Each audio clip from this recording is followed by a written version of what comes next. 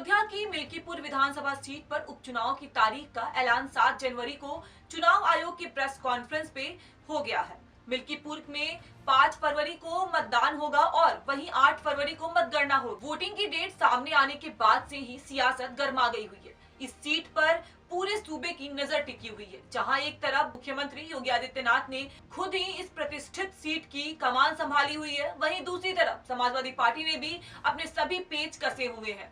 UP की 9 विधानसभा सीटों में से 6 सीट पर जीत हासिल करने वाली भाजपा की पूरी कोशिश है कि अयोध्या सीट पर मिली हार का बदला इस बार मिल्कीपुर सीट को जीत कर लिया जा सकता है। उधर समाजवादी पार्टी ने भी उपचुनाव के लिए तैयारियां तेज कर दी है। मिल्कीपुर सीट इसलिए भी महत्वपूर्ण मानी जाती है क्योंकि लोकसभा चुनाव 2024 में समाजवादी पार्टी के अवधेश प्रसाद के सांसद चुने जाने के बाद खाली हुई थी। इससे पहले नेता अवधेश प्रसाद मिल्कीपुर सीट से विधायक थे। अब इस सीट पर भाजपा और समाजवादी पार्टी के बीच कांटे की टक्कर है। मिल्कीपुर के जातीय समीकरण पर निगाह डाले तो यहाँ दलित वोट अहम भूमिका निभाते हैं। इस सीट पर 3.5 लाख मतदाताओं में से 1.2 लाख दलित, करीब 55,000 यादव और 30,000 मुस्लिम वोटर्स हैं। इसके अलावा यहाँ 60,000 ब्राह्मण, 55,000 पासी, 25,000 ठाकुर, 25,000 दलित और 50,000 कोरी, चौरसिया, पाल और मौर्य समाज के लोग आते हैं। राजनीतिक विशेषज्ञों का मानना है कि जो भी पार्टी दलितों के साथ साथ ब्राह्मणों,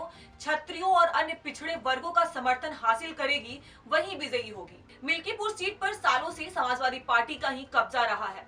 ये सीट समाजवादी पार्टी का गढ़ मानी जाती है। साल 1991 से अब तक बीजेपी यहाँ सिर्फ 2 बार चुनाव जीती है, जबकि 6 बार समाजवादी पार्टी और 2 बार बहुजन समाज पार्टी से विधायक रहे हैं। साल 2012 में समाजवादी पार्टी के अवधेश प्रसाद ने बीजेपी के बाबा गोरखनाथ को हराकर यह सीट हासिल की थी। अवधेश प्रसाद को 49.99% वोट मिले थे, वहीं गोरखनाथ को 41.83% वोट मिले थे। समाजवादी पार्टी ने मिल्कीपुर सीट पर अयोध्या से मौजूदा सांसद अवधेश प्रसाद के बेटे अजीत प्रसाद को टिकट दिया है। पार्टी ने अक्टूबर 2024 में ही अजीत को प्रत्याशी घोषित कर दिया था। वहीं बीजेपी ने अभी तक अपना उम्मीदवार तय नहीं किया है।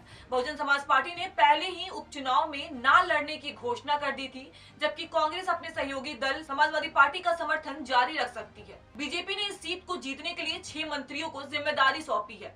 सीएम ने बीते दिनों बैठक में मंडल, शक्ति केंद्रों और बूथ इकाइयों में ज्यादा से ज्यादा मत प्राप्त करने की प्रतिस्पर्धा का मंत्र भी दिया। इन मंत्रियों में प्रभारी मंत्री सूर्य प्रताप शाही, जल शक्ति मंत्री स्वतंत्र देव सिंह, स्वास्थ्य राज्य मंत्री मयंकेश्वर शरण सिंह, आयुष मंत्री दयाशंकर मिश्रा दयालु, खेल मंत्री गिरीश चंद्र यादव, खाद्य एवं रसद राज्य मंत्री सतीश चंद्र शर्मा, सहकारिता मंत्री JPS राठौर का नाम शामिल है। यह मंत्री मिल्कीपुर में अलग अलग वर्गों के लोगों के साथ बैठक कर मतदान अपने पक्ष में कराना सुनिश्चित करें।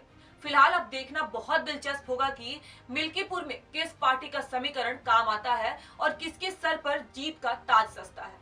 इस पूरी खबर को लेकर आपकी क्या राय है, हमें कमेंट बॉक्स में जरूर बताएं। धन्यवाद।